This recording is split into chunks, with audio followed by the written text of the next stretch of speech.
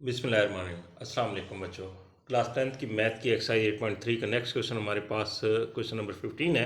कहता है to light houses हैं और वो 12 माइल्स अपार्ट हैं। तो दो लाइट हाउस हम सपोज कर लेते हैं, एक ए है और एक बी है, और इनके दरमियान में जो डिस्टेंस है उसने दे दिया 12 माइल्स। ठीक है, ये हमने लिख लिया।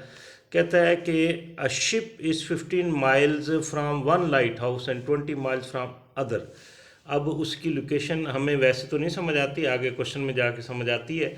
तो हम सपोज कर लेते हैं एक शिप जो है सी पॉइंट के ऊपर यहाँ पे मौजूद है। ठीक है, और उसका उसने ए से डिस्टेंस जो दे दी, एक साइड से 15 माइल्स है।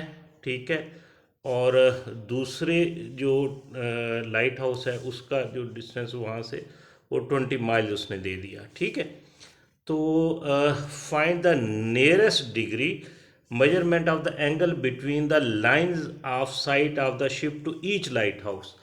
तो ये जो लाइंस ऑफ साइट है, एक ये वाली और एक ये वाली, तो इनके दरमियान में जो एंगल है ये फाइंड करने के लिए ये कह रहा है। तो हमारी ये जो है ऑब्लिक ट्राइंगल बन गई। ठीक है, अब देखें बेटा इस क्वेश्चन को हम कैसे सॉल्व कर सकते हैं। और भी तरीके हैं इस क्वेश्चन को सॉल्व करने के लिए। हम इसको हमने चूँकि स्टैंडर्ड नाम रख लिया, अब ये क्वेश्चन हमारे लिए करना आसान हो जाएगा। ये हमारा स्मॉल सी हो जाएगा, ये हमारा स्मॉल बी हो जाएगा, ये हमारा स्मॉल ए हो जाएगा, और ये एंगल गामा जो है ये हमने फाइंड करना है। तो इस क्वेश्चन को भी हम कोशिश करते हैं कि लॉ ऑफ कोसाइन से ही सॉल्व कर लें। ठीक है, तो एंगल गामा इन्वॉल्व है तो हम सी वाला फार्मूला यूज़ करेंगे। हम लिखेंगे C2 is equal to A square plus B square minus 2ab into cos of angle gamma. ये क्वेश्चन इसका डायरेक्ट फार्मूला भी मौजूद है आपके पास, अगर वो लगाना चाहें तो वो भी ठीक है, लेकिन कुछ बच्चों को फार्मूले याद नहीं होते, तो उसके लिए ये होता है कि आप एक स्टैंडर्ड फार्मूला याद कर लें और उसमें से आप जो रिक्वायर्ड इक्वेशन है वो आप ड्राइव कर सकते हैं। तो हमें ये एंगल गामा चाहिए, तो हम इसको इस वैल्यू को किसी तरह एक साइड पे ले जाएंगे। ठीक है, बाकी वैल्यूज़ अगर पुट करना चाहें तो पुट कर देंगे। ये चूंकि माइनस हो रहा है दूसरी साइड पे, ये आके आपका प्लस हो जाएगा 2ab कॉस एंगल गामा।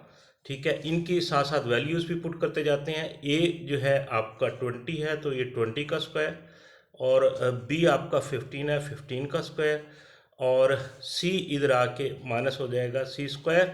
ठीक है, तो नेक्स्ट क्या है कि हमारा जो ए बी है 2ab, इसको दूसरी साइड पे ले जाएंगे, कॉज ऑफ एंगल गामा आ जाएगा। इनको सॉल्व भी करते जाएं ताकि हमारे स्टेप शॉर्ट हो जाएं। ये आपका 400 हो जाएगा, ये आपका 225 हो जाएगा। सी की वैल्यू हम पुट कर देते हैं, ये 12 का स्क्वायर, और ये जो 2ab यहाँ पे था वो इधर आके नीचे आ जाएगा, और साथ में इसकी वैल्यू भी पुट कर दें।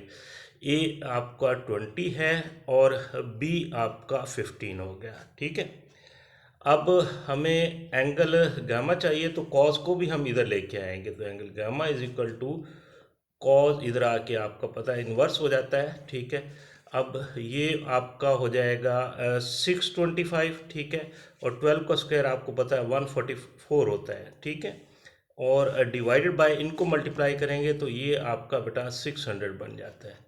ठीक हो गया। अब ये देखें हमने इनके साथ साथ साथ सॉल्व करते हुए हमारे स्टेप्स भी शॉर्ट हो गए। तो अब एंगल गामा हमने फाइंड करना है, तो